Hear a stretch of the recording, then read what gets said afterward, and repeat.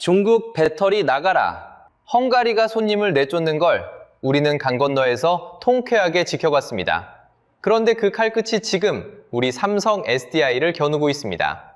불과 몇 달 전만 해도 헝가리는 12조 원을 쏟아부어 중국 배터리를 모셔온 나라였습니다. 그런데 오염된 우물 하나가 16년 절대 권력을 무너뜨렸죠. 성난 규제의 칼날은 이제 방향을 틀었습니다. 도대체 왜 그 끝이 중국이 아니라 매출 8조 원대 삼성 SDI 거점을 향한 걸까요? 이 영상을 끝까지 보시면 강 건너 통쾌한 뉴스가 어떻게 여러분의 일자리로 돌아오는지 깨닫게 되실 겁니다. 기준치의 13,000배. 이 숫자 하나를 먼저 던지고 시작하겠습니다. 헝가리 데브레첸에 있는 한 중국 배터리 공장, 그 땅속 물에서 검출된 알루미늄 농도입니다. 마셔도 되는 물에 딱 한 컵의 오염만 허용된다면 여기선 13,000컵이 한꺼번에 쏟아진 셈이죠. 상상이 잘 안 되는 숫자입니다. 그런데 이건 상상이 아니라 실제로 헝가리 당국이 측정한 값입니다. 게다가 알루미늄만이 아니었습니다. 비소, 납, 카드뮴. 이름만 들어도 서늘한 중금속들이 줄줄이 함께 나왔거든요. 공장 옆에 뚫어놓은 관측용 우물, 그 지하수가 이렇게까지 망가져 있었습니다. 문제의 주인공은 셈코프라는 회사입니다. 중국의 배터리 분리막 기업이죠. 분리막이란 배터리 안에서 불이 나지 않게 막아주는 얇은 막을 말합니다. 그 회사가 헝가리 땅에 공장을 세워놓고 정작 발밑의 물을 이렇게 만들어버린 겁니다. 이 사달의 시작은 2026년 2월로 거슬러 올라갑니다. 공장에서 사고가 한번 터진 뒤 빗물을 빼내던 배수관을 막아버렸거든요. 그 순간부터 땅속 물은 조용히 그러나 확실하게 병들어가고 있었던 겁니다. 그리고 그 병든 물이 결국 세상 밖으로 드러났습니다. 헝가리 사람들이 가만히 있었을까요? 2026년 6월 24일 지역 주정부가 칼을 빼들었습니다. 즉시 가동 전면 중단. 그냥 생산만 멈추라는 게 아니었습니다. 만드는 것도, 고치는 것도, 쌓아두는 것도, 심지어 청소하는 것까지 다 멈추라고 못을 박았죠. 사실상 공장 문에 대못을 박은 겁니다. 그런데 진짜 통쾌한 장면은 그 다음이었습니다. 데브레첸 시장 라슬로 파프라는 사람이 직접 나섰거든요. 이 사람은 원래 중국 자본을 모셔오는데 누구보다 앞장섰던 인물입니다. 집권 여당 피데스 소속이었고요. 그런 그가 공개적으로 이렇게 말합니다. 셈코프는 신뢰를 저버렸다. 도시를 떠나라. 자기가 데려온 손님에게 자기 입으로 나가라고 등을 떠민 겁니다. 여러분, 이만한 반전이 또 있을까요? 며칠 뒤인 7월 3일에는 데브레첸 시민 약 1,500명이 거리로 쏟아져 나왔습니다. 오염에 항의하고 시장 사퇴까지 요구하는 시위였죠. 우리는 이 장면을 강 건너에서 통쾌하게 지켜봤습니다. 중국 배터리가 유럽 한복판에서 쫓겨나는 사이다 뉴스였으니까요. 여기서 이런 생각 드실 겁니다. 이거 그냥 단순한 환경사고 아니냐고요? 아닙니다. 그렇게 넘기기엔 뒤에 숨은 이야기가 너무 큽니다. 물 한 방울에서 시작된 일이 시장의 입을 열게 하고 거리를 사람들로 채웠습니다. 이 한 방으로 헝가리는 중국을 향해 첫 번째 부메랑을 던졌거든요. 규제라는 이름의 부메랑을 말입니다. 그런데 좀 이상하죠? 이렇게 매몰차게 내쫓을 거면서 헝가리는 왜 처음엔 12조 원이라는 어마어마한 돈을 이 중국 공장에 두 팔 벌려 쏟아부었을까요? 자, 여기서 이상한 점이 하나 있습니다. 쫓아낼 거였으면 애초에 왜 그렇게 큰 돈을 부었을까요? 불과 몇 해 전만 해도 헝가리는 중국 배터리를 두 팔 벌려 모셔온 나라였습니다. 그것도 나라 역사상 가장 두툼한 돈다발을 들고서 말이죠. 중국 최대 배터리 회사 CATL이라는 곳이 있습니다. 이 회사가 헝가리 동부 데브레첸에 세운 공장, 여기 부은 돈이 73억 유로가 넘습니다. 우리 돈으로 약 12조 원이죠. 외국 기업이 헝가리에 부은 단일 투자로는 그 나라 역사상 사상 최대 금액이었습니다. 12조 원. 감이 잘 안 오시죠? 쉽게 말하면요. 웬만한 지방광역시 한 곳에 한 해 살림살이를 공장 하나에 통째로 쏟아부은 겁니다. 우리로 치면 도시 하나가 몇 년 동안 쓸 돈을 배터리 공장 한 곳에 몰아준 셈이죠. 그런데 헝가리는 이걸 마다하기는커녕 오히려 붉은 카펫을 깔고 두 손 모아 모셔왔습니다. 여기서 경제 용어 하나 짚고 가죠. 그린필드 투자라는 말이 있습니다. 쉽게 말하면 남의 나라 빈 땅에 공장을 아예 새로 지어 올리는 외국인 투자입니다. 이미 굴러가는 회사를 사들이는 게 아니라 맨 땅에서부터 시작하는 거죠. CATL 공장이 바로 그 헝가리 역대 최대 그린필드 투자였습니다. 규모를 한번 그려볼까요? 공장 부지만 221헥타르, 축구장 300개를 나란히 붙여놓은 크기입니다. 계획된 생산 능력은 100기가와트시, 전기차 100만 대를 넘게 굴릴 배터리를 매년 이 한 곳에서 찍어내겠다는 겁니다. 여기서 일할 사람만 9,000명이 넘고요. 이 배터리가 어디로 가는지 아세요? 벤츠, BMW, 스텔란티스, 폭스바겐, 이름만 들어도 아는 유럽 자동차의 심장부로 곧장 들어갑니다. 유럽 완성차의 목줄을 중국 배터리가 슬그머니 쥐게 되는 그림이었죠.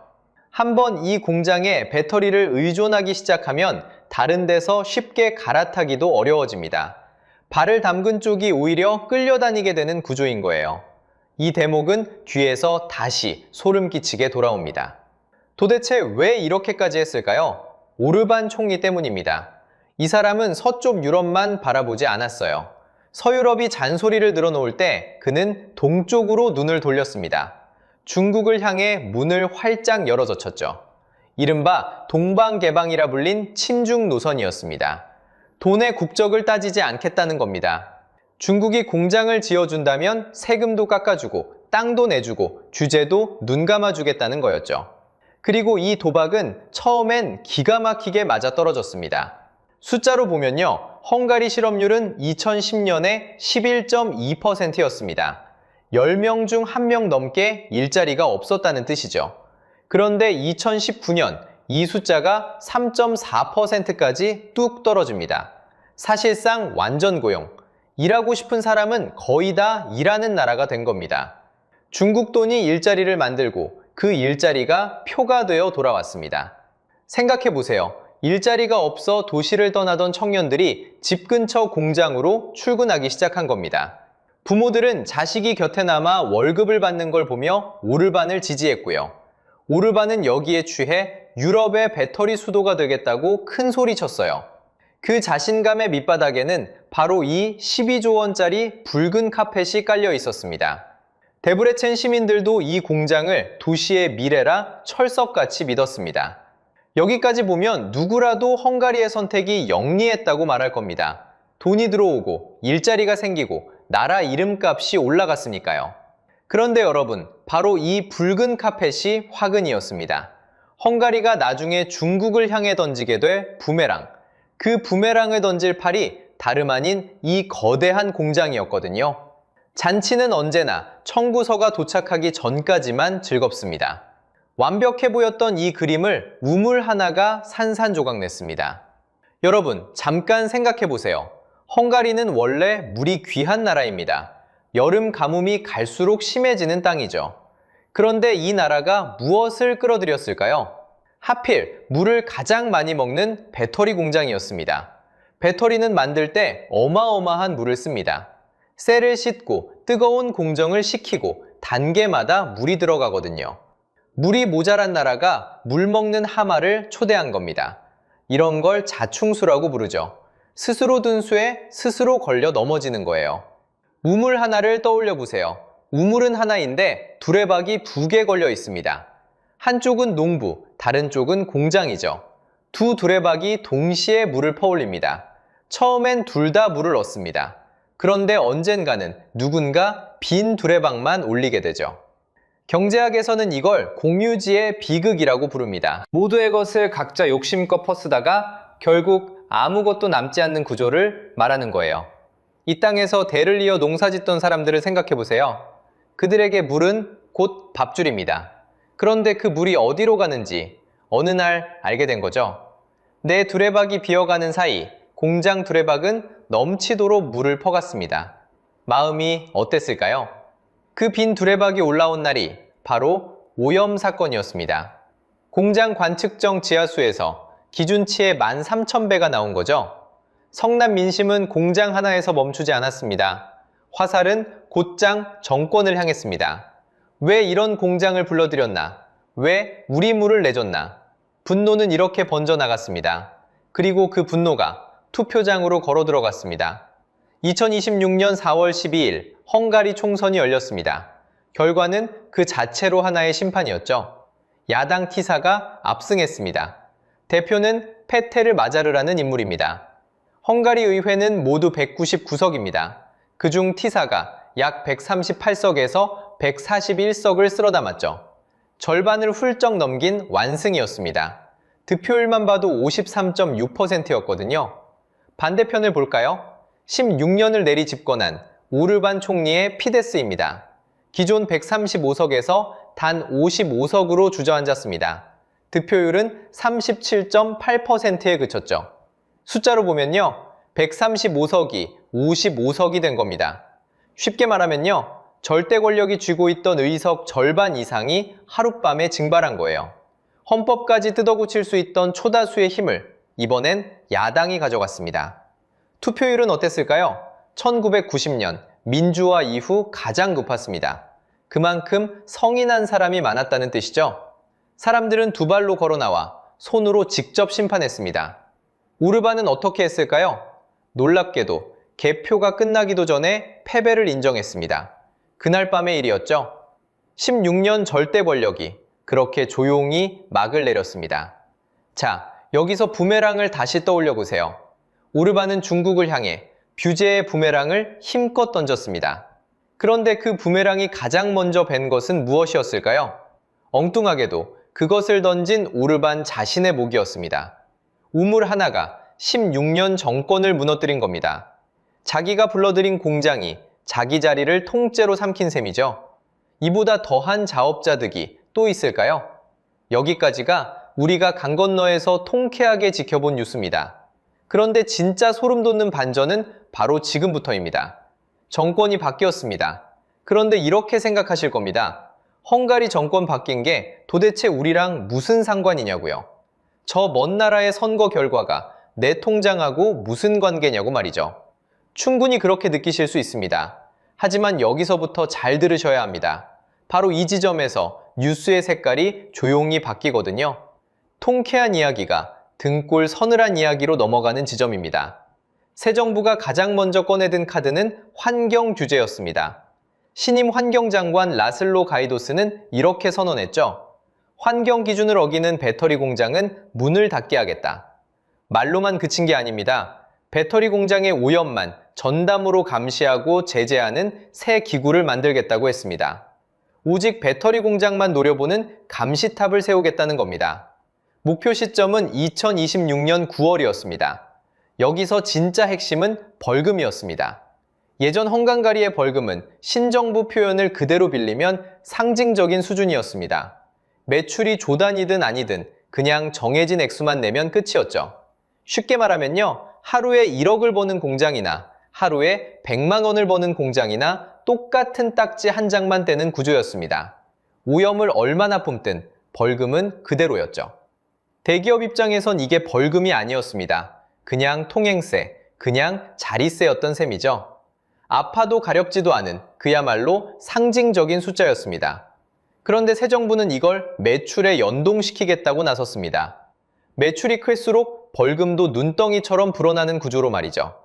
경제학에선 이런 걸 오염의 외부 효과라고 부릅니다. 공장이 슬쩍 사회에 떠넘긴 오염 비용을 이제 매출에 비례해 도로 물리겠다는 뜻입니다. 자, 그럼 여기서 여러분이 놓치면 안 되는 질문이 하나 있습니다. 그럼 대체 누가 가장 많이 물게 될까요? 답은 이미 정해져 있습니다. 헝가리에서 매출이 가장 큰, 가장 덩치 큰 공장이죠. 충격은 벌써 숫자로 드러나고 있었습니다. 헝가리의 배터리 생산량은 2024년 12월 기준 한 해 전보다 51%나 줄었습니다. 절반 가까이가 그냥 날아간 겁니다. 10대 만들던 라인에서 5대만 굴러가는 셈이죠. 잘 나가던 유럽의 배터리 수도에 이미 찬물이 끼얹어지고 있었습니다. 규제가 본격적으로 조여지기도 전에 말이죠. 그리고 유럽 전체로 눈을 돌리면 더 서늘한 장면이 있습니다. 유럽이 중국에 맞서 직접 키우려던 회사가 있었습니다. 스웨덴의 노스볼트입니다.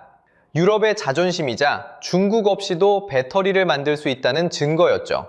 그런데 이 회사는 2025년 3월 파산했습니다. 남긴 빚만 80억 달러가 넘습니다. 우리 돈으로 10조 원이 넘는 규모입니다. 웬만한 지방도시 한 해 살림을 통째로 삼킬 빚이죠. 유럽이 그토록 밀어주던 자기 편 대안조차 이렇게 맥없이 무너져 내렸습니다. 자기가 낳은 자식도 못 지킨 판에 남의 나라 기업을 봐줄 이유가 있을까요? 규제의 칼날은 그래서 더 매섭게 날이 서고 있었습니다. 자, 이제 가장 중요한 반전입니다. 정신 바짝 차리고 들으셔야 합니다. 이 새로운 규제는 중국산이라고 딱지를 붙여서 걸러내는 게 아니었습니다. 다시 한번 말씀드리겠습니다. 규제는 국적을 묻지 않습니다. 어느 나라 기업이냐를 따지는 게 아니라 환경 기준을 맞췄느냐만 봅니다. 중국이든 한국이든 기준을 못 맞추면 똑같이 걸리는 겁니다.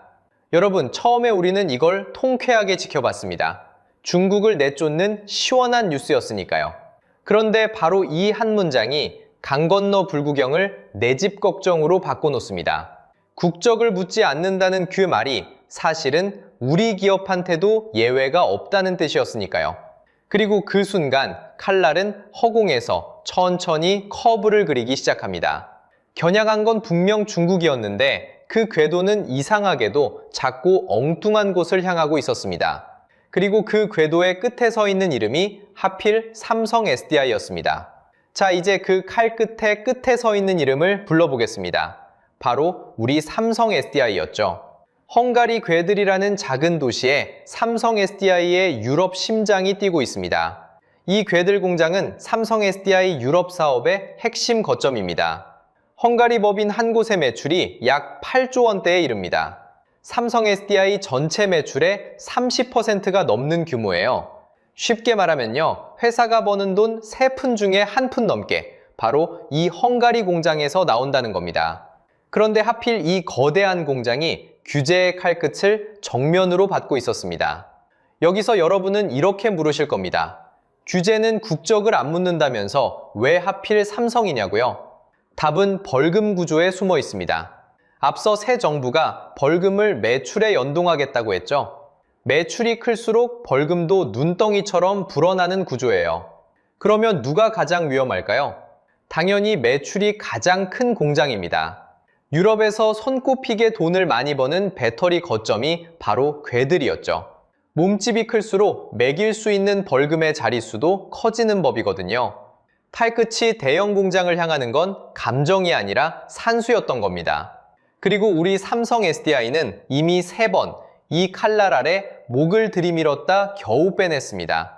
소송으로 이어진 3단계 드라마를 함께 보시죠. 첫 번째, 2024년 5월 부다페스트 법원이 괴들 공장의 환경 허가 효력을 정지시켰습니다. 공장을 돌릴 법적 근거가 잠시 멈춰선 거예요. 두 번째, 2025년 10월 이번엔 지방법원이 그 허가가 위법이라며 아예 취소해버렸습니다. 새 절차를 밟기 전까진 생산을 멈추라는 취지였죠. 여기까지만 보면 공장 문이 닫히기 직전입니다. 조 단위를 쏟아부은 유럽 심장이 판결문 한 장에 멈춰설 판이었던 겁니다. 세 번째, 2026년 2월 초 헝가리 대법원 쿠리아가 하급심을 뒤집었습니다. 환경허가는 유효하다며 마지막 문턱에서 겨우 되살아난 거죠. 겨우 살았습니다. 하지만 생각해보세요. 3번이나 목을 들이밀었다 뺐다는 건 다음에도 안전하다는 뜻이 결코 아닙니다. 칼날은 법정에만 있지 않았습니다. 헝가리 경찰은 2023년 이후로도 삼성 공장을 상대로 환경 관련 형사 절차를 여러 차례 밟아왔거든요. 법원 소송에, 경찰 수사에, 벌금 개편까지 사방에서 조여오는 형국입니다. 여기에 유럽 전기차 수요마저 싸늘하게 식어버렸습니다. 2024년 말 괴들 공장은 수백 명을 내보내고 가동을 잠시 멈췄습니다. 시장이 얼어붙자 삼성 SDI의 글로벌 생산도 10% 가까이 줄었죠. 규제가 조이는 그 순간에 매출까지 흔들리기 시작한 겁니다. 그럼 발을 빼면 되지 않냐고요? 그게 그렇게 간단하지가 않습니다. 삼성 SDI는 이미 헝가리 땅에 조 단위를 묻어버렸거든요. 이걸 경제학에서는 포로 시장이라고 부릅니다. 한번 큰 돈을 묻으면 쉽게 발을 못 빼고 질질 끌려다니는 처지를 말하는 거죠. 공장에 쏟은 돈은 되팔아도 회수가 안 됩니다. 규제가 아무리 조여와도 울며 겨자 먹기로 버틸 수밖에 없는 겁니다. 헝가리도 그 약점을 정확히 알고 있고요. 자, 여기서 핵심입니다. 이건 절대 남의 나라 이야기가 아닙니다. 삼성 SDI는 바로 여러분의 회사일 수 있거든요. 여러분의 연금이 이 회사 주식을 담고 있을 수 있습니다. 여러분의 자녀가 이 회사에 다닐 수도 있고요. 강 건너 불이 아니라 내 지갑에 붙은 불이었던 겁니다. 오해는 마십시오. 삼성이 잘못했다거나 헝가리가 못됐다는 이야기를 하려는 게 아닙니다. 어느 한쪽 편을 들자는 건 더더욱 아니에요. 진짜 문제는 국적을 가리지 않는 규제 구조 그 자체입니다. 중국이든 한국이든 매출이 크고 환경 문턱에 걸리면 똑같이 칼끝 앞에 서게 됩니다. 헝가리가 중국을 향해 던졌던 그 부메랑이 커브를 다 돌아서 이제 정확히 우리 뒤통수를 향해 날아오고 있었습니다. 그렇다면 조 단위를 묻은 우리 기업은 이제 어디로 가야 할까요?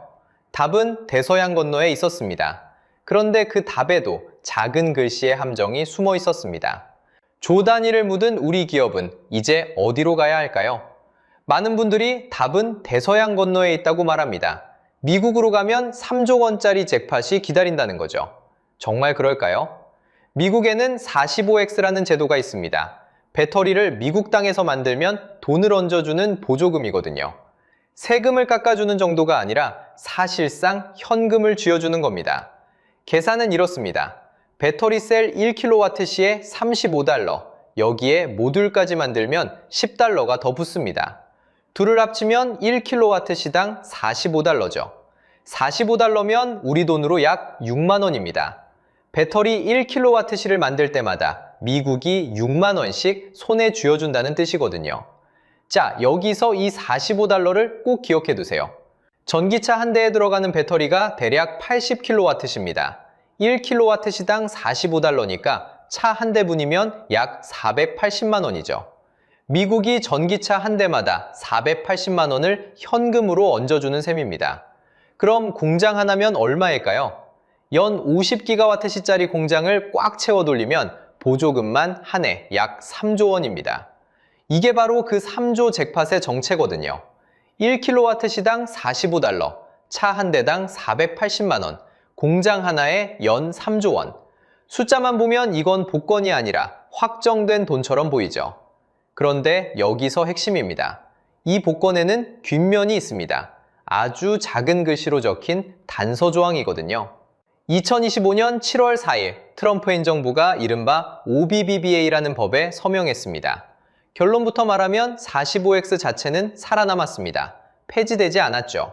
그런데 그날 이후로 무서운 조건 하나가 새로 붙었습니다. 금지된 외국 우려기업, 이른바 FEOC의 물질적 지원을 받아 만든 부품은 공제에서 빠집니다. 쉽게 말하면요, 중국을 지워야 돈을 준다는 겁니다. 그러니까 3조 잭팟은 무조건이 아니에요. 철저히 조건부입니다. 공급망에서 중국을 걷어낸 배터리에게만 그 480만 원이 열리는 거죠.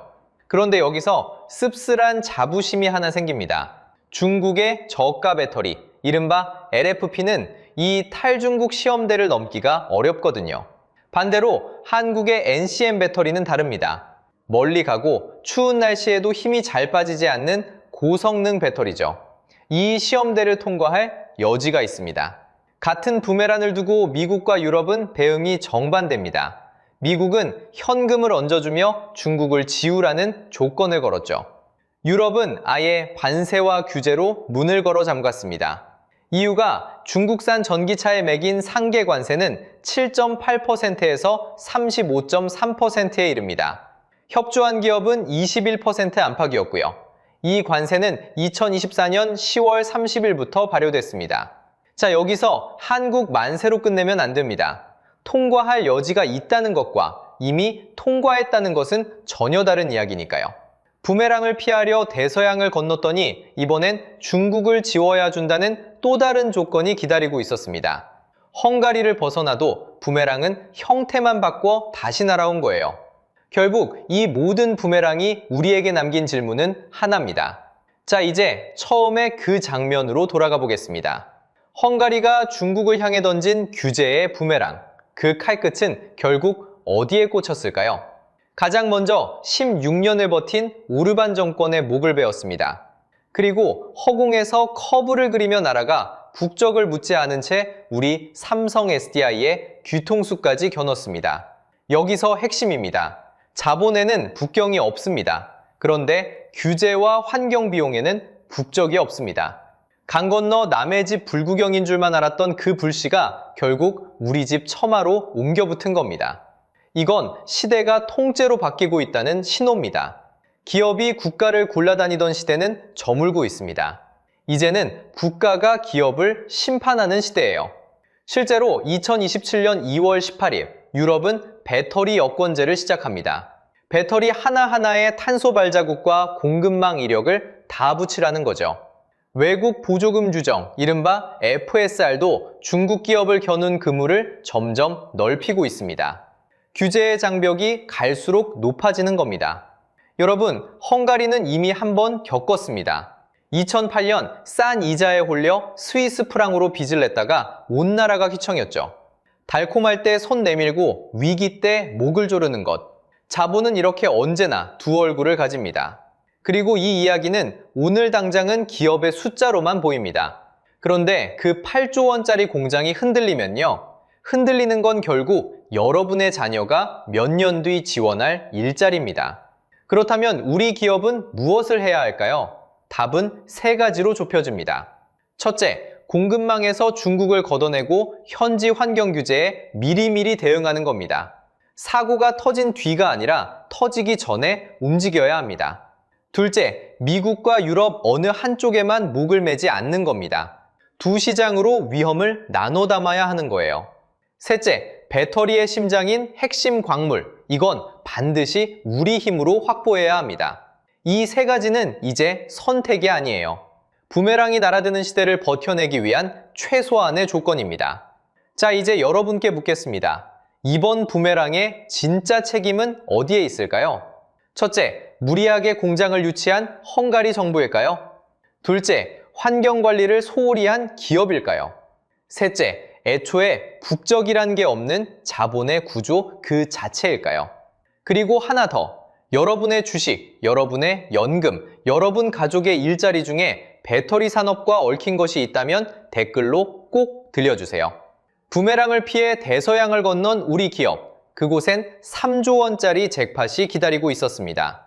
그런데 그 복권 뒷면엔 깨알 같은 단서 조항이 숨어 있었죠. 왜 하필 그 탈중국 시험대에서 유독 K배터리만 웃을 수 있는지 그 미국 캔크는 다음 영상에서 낱낱이 파헤쳐 보겠습니다.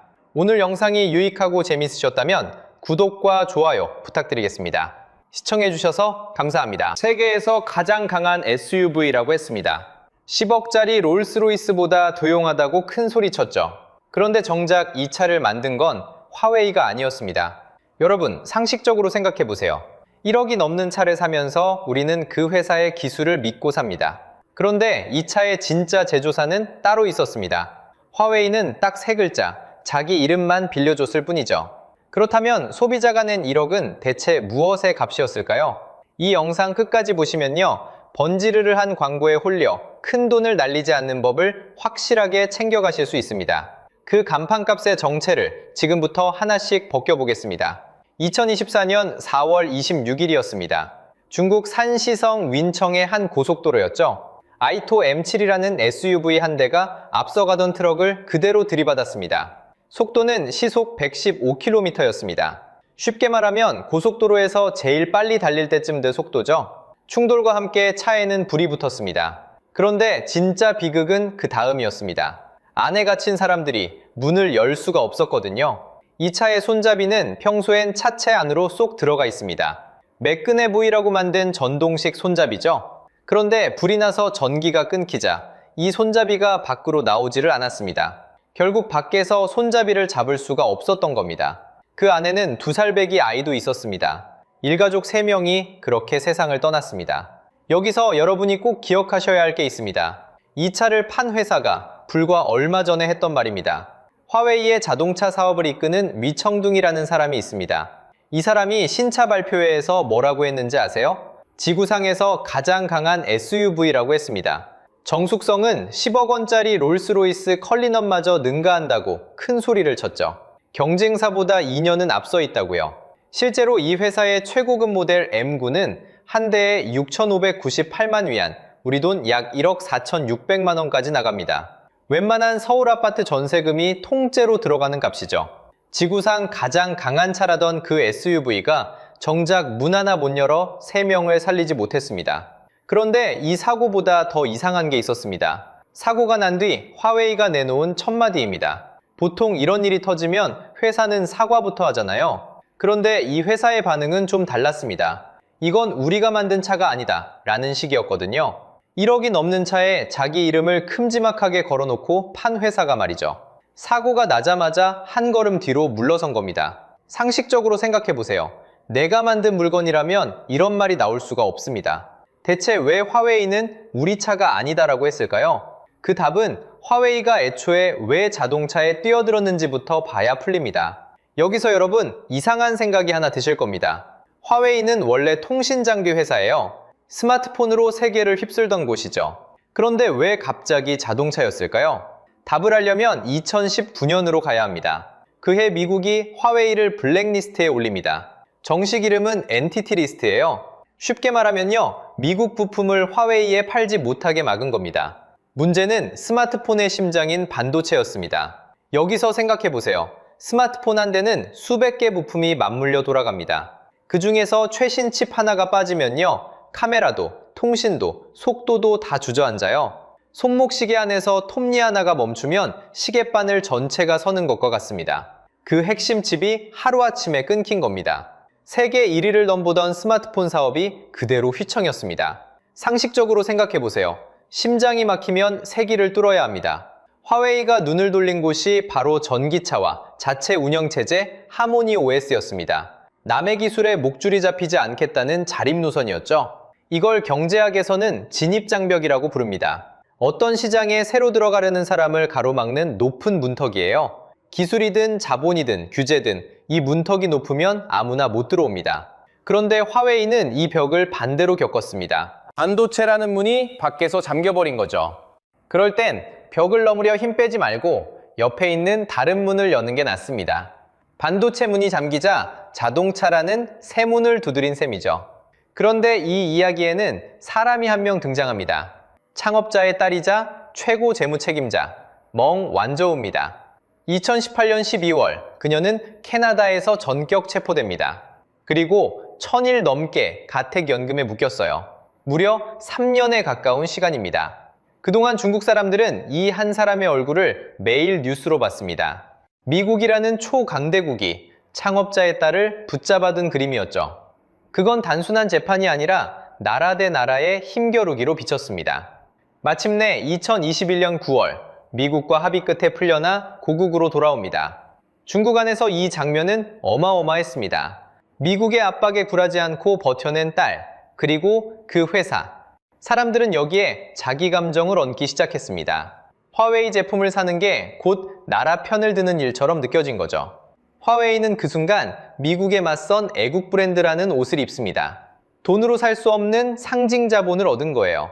자, 여기가 중요합니다. 이 애국심이라는 세 글자가요, 뒤에서 아주 중요한 열쇠가 됩니다. 그런데 통신회사가 하루아침에 자동차를 만들 수 있을까요? 답은 안 만들었습니다. 그래서 화웨이는 아주 영리한 선택을 합니다. 차를 직접 만들지 않기로 한 거죠.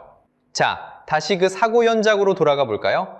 불이 난 그 차를 두고 화웨이가 던진 첫마디, 기억하시죠? 우리가 만든 차가 아니다. 처음 들으면 달뱀처럼 들립니다. 그런데 이게 발뺌이 아니었습니다. 진짜였어요. 화웨이는 이 차를 만들지 않았습니다. 놀랍게도 창업자 런정페이가 직접 못을 박아뒀거든요. 화웨이는 완성차를 만들지 않는다. 회사의 공식 방침으로요. 상식적으로 생각해보세요. 1억 4천만 원짜리 차 앞에 화웨이라고 큼지막하게 붙어 있는데 정작 그 회사는 차를 안 만든다니. 그럼 이 차 대체 누가 만든 걸까요? 답은 세레스라는 이름의 회사입니다. 여러분한테는 낯설죠? 그게 정상입니다. 아무도 이 이름을 앞에 내걸지 않았으니까요. 아이토라는 이 전기차를 실제로 공장에서 찍어내는 곳이 바로 세레스입니다. 화웨이는 여기에 뭘 얹었을까요? 소프트웨어, 그러니까 차를 굴리는 두뇌 격인 프로그램을 넣고 부품 몇 가지를 대고 광고를 화려하게 돌립니다. 그리고 마지막으로 제일 중요한 걸 얹죠. 바로 자기 이름입니다. 딱 3글자요. 이 구조에 붙은 이름이 하이마입니다. 쉽게 말하면요, 화웨이가 간판과 기술만 되는 자동차 연합인 셈이죠. 여기서 핵심입니다. 소비자가 믿고 산 건 기술이 아니라 딱 3글자였던 겁니다. 이걸 저는 간판 프랜차이즈라고 부르고 싶어요. 유명한 셰프 이름을 커다랗게 내걸어요. 손님은 그 이름 하나 보고 줄을 섭니다. 그런데 정작 주방에서 칼을 잡는 사람은 얼굴도 모르는 딴 사람이에요. 이름값으로 손님을 모으고 요리는 남이 하는 구조. 화웨이 차가 딱 이 모양입니다. 이렇게 되면 돈과 책임이 아주 얄궂게 갈립니다. 이익은 반짝이는 화웨이 간판 쪽으로 흘러가고요. 사고가 나면 책임은 만든 회사, 그러니까 세레스로 넘어갑니다. 사고주에 나온 우리 차 아니다 라는 그 첫마디, 이제 이해가 되시죠? 발뺌이 아니라 처음부터 그렇게 설계된 구조였던 겁니다.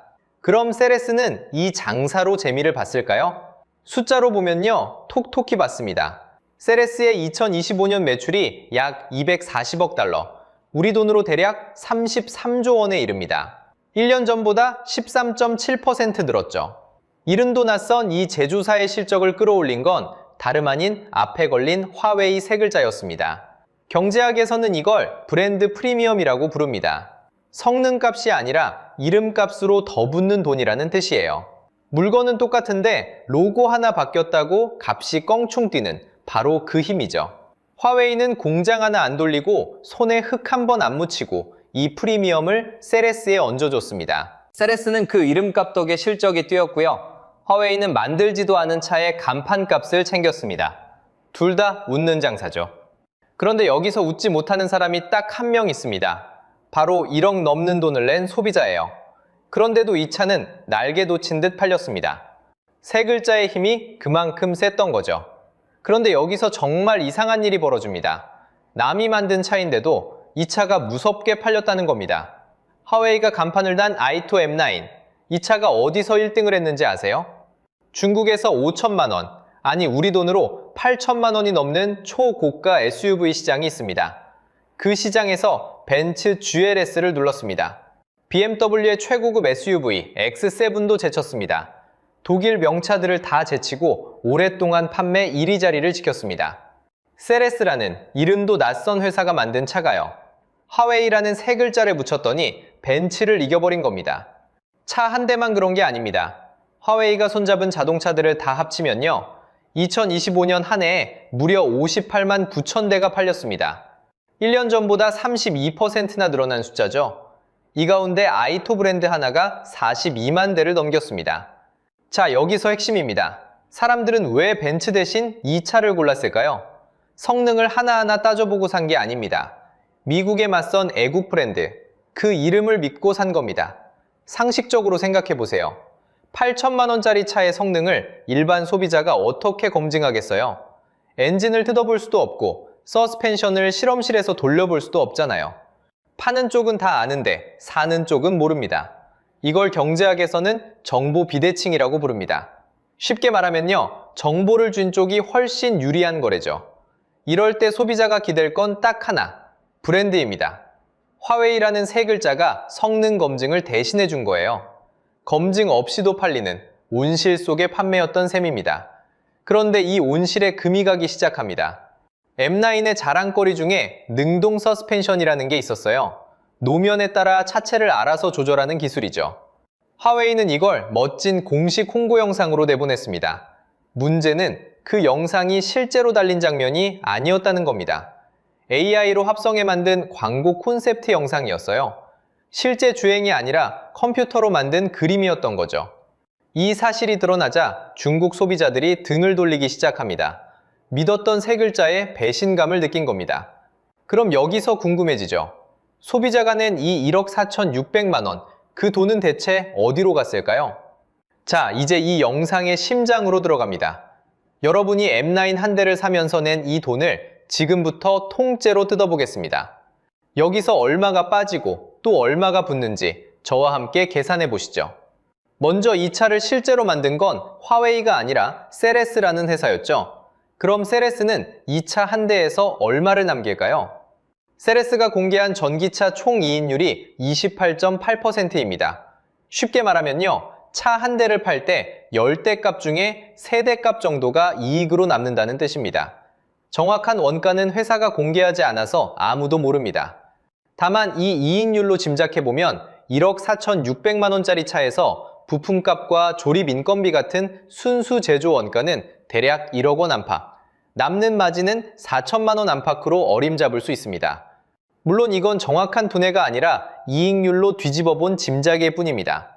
그런데 여기서 상식적으로 생각해보세요. 이 4천만 원 남짓한 마진, 이게 전부 순수한 성능값일까요? 아닙니다. 이 안에는 소프트웨어 값, 마케팅비, 그리고 화웨이라는 세 글자를 빌려 쓴 간판값이 함께 얹혀 있습니다. 화려한 발표회, 롤스로이스를 이긴다던 큰 소리, 그 모든 홍보 비용이 결국 이 마진에서 나온 겁니다. 여기까지만 보면 흔한 브랜드 장사처럼 보이죠? 그런데 진짜는 지금부터입니다. 이 차의 값에는 여러분 눈에 안 보이는 값이 하나 더 깔려 있거든요. 바로 온실값입니다. 화웨이는 회사를 세운 뒤로 수십 년 동안 나라의 지원을 받아왔습니다. 미국 정보기술혁신재단이 인용한 조사를 보면요, 그 누적 규모가 약 750억 달러, 우리 돈으로 100조 원에 이릅니다. 여기서 오해하시면 안 되는 게 있습니다. 이 100조 원은 전기차 한 곳에 부은 돈이 아닙니다. 통신 장비부터 스마트폰, 반도체까지 회사 전체가 수십 년에 걸쳐 받아온 지원을 다 합친 추산치입니다. 그래도 이게 왜 차값과 상관이 있을까요? 온실 안에서 자란 나무는 비바람을 견딜 필요가 없기 때문입니다. 동네에 식당이 딱 하나뿐인데 나라가 임대료까지 대준다고 생각해보세요. 그 주인이 굳이 새벽부터 국물을 우릴 이유가 있을까요? 경쟁 없이 지원받고 큰 회사는 값을 매길 때도 그만큼 여유가 있는 겁니다. 그 여유가 결국 간판값으로, 온실 유지비로 소비자 지갑에 청구되는 거죠. 자, 여기서 핵심입니다. 여러분은 1억 4,600만 원을 내면서 순수한 기술값만 낸 게 아닙니다. 그 위에 세 글자의 값을 얹어낸 셈입니다. 다시 한번 말씀드릴게요. 1억 4,600만 원짜리 차를 사면서 성능값이 아니라 간판값과 온실 유지비를 함께 더하는 겁니다. 결국 여러분이 낸 돈의 상당 부분은 차가 얼마나 잘 달리느냐가 아니라 화웨이라는 세 글자를 얼마나 믿었느냐의 값이었던 거죠. 자, 여기까지 보시면 이런 생각이 드실 겁니다. 화웨이, 이거 망한 거 아니야? 그런데 상식적으로 생각하면 이상합니다. 진짜 망한 회사의 성적표는 이렇지 않거든요. 숫자로 보면요, 화웨이의 2025년 매출은 약 194조 원입니다. 우리 돈으로 옮기면 대한민국 1년 예산의 3분의 1쯤 되는 규모예요. 순이익도 봅시다. 한 해 동안 남긴 이익만 약 14조 원. 그것도 1년 전보다 늘어난 흑자입니다. 망하기는커녕 돈을 벌고 있었던 겁니다. 더 놀라운 건 여기 있습니다. 이 회사가 연구개발에 쏟아부은 돈이 전체 매출의 21.8%예요. 회사 역사상 가장 많은 비율입니다. 쉽게 말하면요, 100만 원을 벌면 그중 22만 원 가까이를 다시 기술 개발에 밀어넣었다는 뜻이에요. 이건 무너지는 회사의 모습이 아닙니다. 스마트폰은 어떨까요? 2020년 이후로 처음 중국 안에서 연간 판매 1위를 되찾았습니다. 점유율 16.4%, 한 해 4,670만 대를 팔았죠. 여기서 핵심입니다. 우리가 말한 몰락은 실적의 몰락이 아니었습니다. 몰락한 건 실적이 아니라 바로 신뢰였던 거예요. 성능은 딴 회사가 만들고 간판만 화웨이가 달았다는 사실. 홍보 영상이 실제 주행이 아니라 만들어낸 화면이었다는 사실. 무너진 건 이 믿음이었습니다. 그런데 흑자라는 성적표 안에도 균열은 이미 시작됐습니다. 두 개의 숫자만 나란히 놓아보시죠. 성장률입니다. 2024년엔 1년 만에 22%가 뛰었는데 2025년엔 2.2%에 그쳤어요. 딱 10분의 1로 꺾인 겁니다. 또 하나, 중국 안에서 애플과 벌리던 점유율 격차가 1%포인트 넘게 앞서던 것에서 0.2%포인트까지 좁혀졌습니다. 애국 소비라는 방패에 금이 가고 있는 거죠. 도대체 이 흑자는 어떻게 유지되는 걸까요? 여기서 중국 경제의 오래된 습관 하나를 봐야 합니다. 나라가 나서서 무너져야 할 회사를 보조금으로 억지로 살려두는 구조입니다. 경제학에서는 이런 회사를 좀비 기업이라고 불러요. 망해야 정상인데 정부 지원으로 숨만 붙어 있는 회사죠. 대표적인 게 부동산 공룡 헝다였습니다. 헝다가 짊어진 빚이 약 3천억 달러였습니다. 우리 돈 400조 원이 넘는 돈이에요. 그런데도 한참을 버텼습니다. 결국 2024년 1월 홍콩 법원이 청산 명령을 내렸고 2025년 8월엔 주식시장에서 완전히 퇴출당했습니다. 미뤄둔 몰락은 그렇게 한꺼번에 터졌죠. 자동차도 마찬가지입니다. 지금 중국이 한 해 만들 수 있는 차가 5,550만 대예요. 전기차가 그 과잉의 한복판에 있죠. 그런데 자기 나라 안에서 팔리는 건 약 2,300만 대에 그칩니다. 만드는 능력이 파는 양의 2배가 넘는 겁니다. 이렇게 필요 이상으로 찍어내는 걸 과잉 생산이라고 하죠. 남는 차는 결국 헐값 경쟁으로 흘러갑니다. 화웨이의 흑자도, 헝다의 버티기도, 넘쳐나는 전기차도 뿌리는 하나입니다. 시장이 아니라 나라가 떠받쳐온 온실 속의 숫자라는 점이죠. 그렇다면 여기서 진짜 질문이 남습니다. 흑자를 내고 돈까지 버는 이 회사가 대체 무엇을 잃고 있는 걸까요? 자, 여기서 화웨이의 진짜 약한 고리가 드러납니다. 화웨이는 자기 운영체제를 만들었죠. 이름이 하모니OS입니다. 스마트폰을 켜면 뜨는 그 바탕화면 소프트웨어라고 보시면 됩니다. 그런데 이게 중국 안에서는 무섭게 컸습니다. 2026년 6월 기준 중국 스마트폰 운영체제 점유율이 19%까지 올라갔습니다. 애플의 아이폰 운영체제를 제친 수치입니다. 숫자만 보면 아주 성공한 것처럼 보이죠? 그런데 이 성공에는 아주 좁은 국경선이 그어져 있습니다. 중국 밖으로 한 발만 나가면 이야기가 완전히 달라지거든요. 글로벌 점유율은 약 5%에서 멈춰 있습니다. 중국 안에서는 19%, 세계에서는 5%. 같은 물건인데 국경 하나 넘었다고 왜 이렇게 쪼그라들까요? 이유는 간단합니다. 하모니OS는 안드로이드 앱을 쓸 수 없습니다. 우리가 매일 여는 그 익숙한 앱들이 안 돌아간다는 뜻이죠. 구글 서비스도 빠져 있습니다. 여기에 미국의 제재까지 겹칩니다.